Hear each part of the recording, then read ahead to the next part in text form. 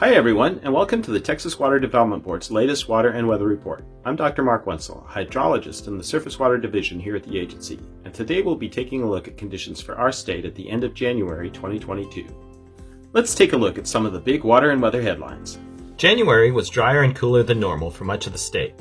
At the end of January, drought conditions covered 87% of the state, up 20 percentage points from late December. Storage in our water supply reservoirs is at 78% of capacity, 4 percentage points less than normal for this time of year. La Niña conditions, defined as below average sea surface temperatures in the eastern equatorial Pacific, are expected to remain in place through late spring, continuing to suppress precipitation in Texas. Thanks in large part to the persistence of La Niña, drought is expected to expand and intensify in Texas over the next few months. Temperature and precipitation have a direct impact on water supply and drought. Let's take a closer look at these conditions for January. On these maps, we're looking at temperature and precipitation relative to what is considered normal for the month. From a water supply perspective, reds, oranges, and yellows mean trouble on both maps.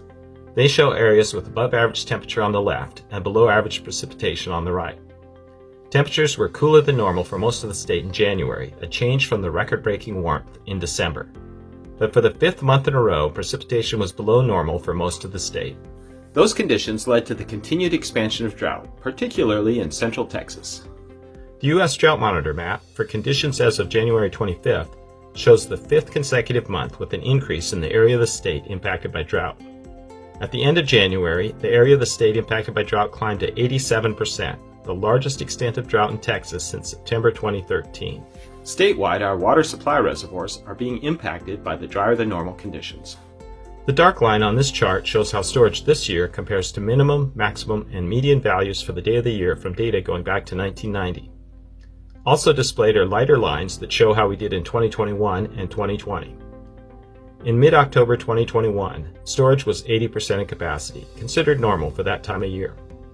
Since then, water supply storage has continued to gradually decline, reaching 78% of capacity at the end of January, 4 percentage points lower than normal for this time of year.